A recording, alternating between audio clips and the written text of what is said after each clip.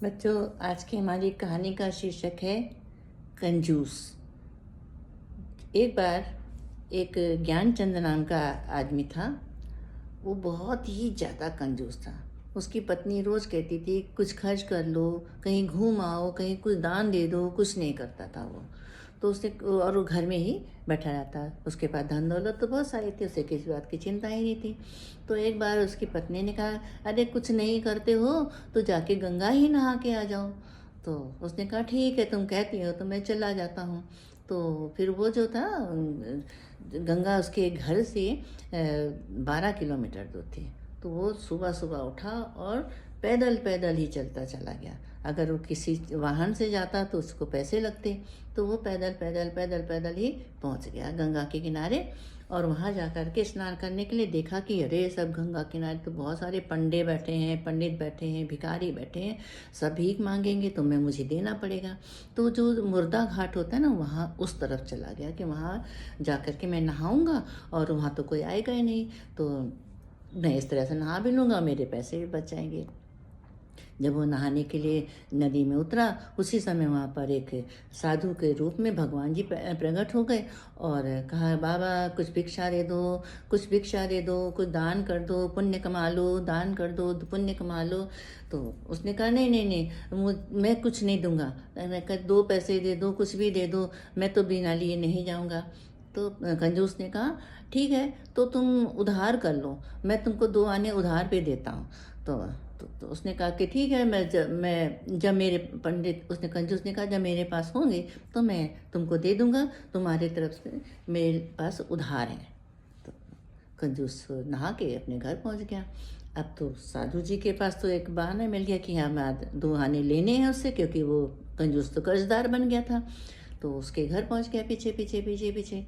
और घर जा कर के जब वो आराम करने लग गया कंजूस, तो घर का दरवाज़ा उसने खटकाया साधु ने और कहा, अरे भाई, यहाँ एक सेठ जी रहते हैं, उन्होंने हमसे हमारे 2 आने उनके ऊपर कर्ज है, वो दिन लेना है। तो वो गई पत्नी कंजूस के पास ने कहा, बाहर कोई साधु आया और वो अपने 2 आने मांग रहा है। तो अरे अरे कह दो कि जा कर के उनकी सेठ की बहुत तबीयत खराब है। पत्नी आई, कह रही कि भाई सेठ की बहुत तबीयत खराब है, फिर आना। तो उसका साधु ने कहा कि नहीं, सेठ की यजमान की तबीयत खराब है और मैं यहाँ से चला जाऊँ, मैं नहीं, ऐसा तो मैं यहीं बैठा रहूँगा। वो वहीं पर बैठ गया। थोड़ी देर बाद फिर पत्नी आई, देखा दरवाज़ा खोल के साधु बैठा हुआ है। कहते कुछ खाने को दे दो, मैं यहीं बैठा हूँ, जब तक यजमान की तबीयत नहीं ठीक होगी मैं तो यहीं रहूँगा। तो वो जो पत्नी थी उसने जाके फिर पति को बताया जा करके कि अरे वो तो यजमान तो साधु तो यहीं बैठ गया है, वो तो जाने का नाम ही नहीं ले रहा है, अब बताओ मैं क्या करूं। तो कह दो। फिर कंजूस ने कहा, अरे जाओ कह दो जाके कि वो मेरा पति तो मर गया। तो अब जब उसने जाके बाहर बताया, उसने कहा मेरा पति तो मर गया है, अब वो तो 2 आने तो तुमको नहीं मिल पाएंगे।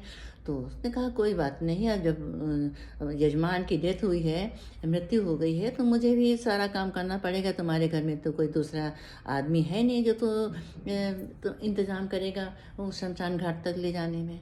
तो वो गया गांव में और सारे सबको बुला के ले आया कि कंजूस की उसकी डेथ हो गई है ज्ञानचंद की, चलो चलो सहायता करो चल के। अब पूरा गांव वहाँ पर आ गया। उसके बाद जब वो जब देखा कि कुछ भी नहीं, मतलब वो खुल रहा दरवाज़ा, फिर साधु ने फिर खटकाया दरवाज़ा। तो उस पत्नी फिर निकल के आई, कहती अरे वो तो सब इतने गांव वालों को लेकर के आ गया, अपने पति से कहा जाके उसने। तो पति तो बनावटी मर चुका था। उसने क्या किया, साधु ने कहा भाई चलो चलो सब अंदर चलो, सब उसको ले जाने का इंतजाम करो। वो जानबूझ के उसको सबको उसको ज़मीन पर लिटाया गया, उसको तैयारी की गई कि उसको ले जाना है शमशान घाट तक। अब वो बना हुआ लेटा रहा, सारे लोग उसको कंधे पे उठा करके ले जाने लग गए। तो फिर इतने में जब वो सब ले जा रहे थे शमशान घाट की ओर, तब भी उसने आंखें नहीं खोली कि 2 आने देने पड़ जाएंगे। तो फिर उसको जब चिता पे रखा गया, तो फिर तभी ब्राह्मण को ही दया आई। उसने कहा कि अरे भाई, इतने कंजूसी क्या है कि तुम 2 आने पैसे के लिए अपनी अपने को तुमने मृत घोषित कर दिया और तुम दुआने नहीं दे सकते हो। इतना बड़ा कंजूस तो दुनिया में हमने देखा ही नहीं। जाओ, मैं तुम्हारे दुआने तुमको माफ़ करता हूँ और अपने घर जाओ और अपने वहीं पर अपनी पत्नी के साथ रहो।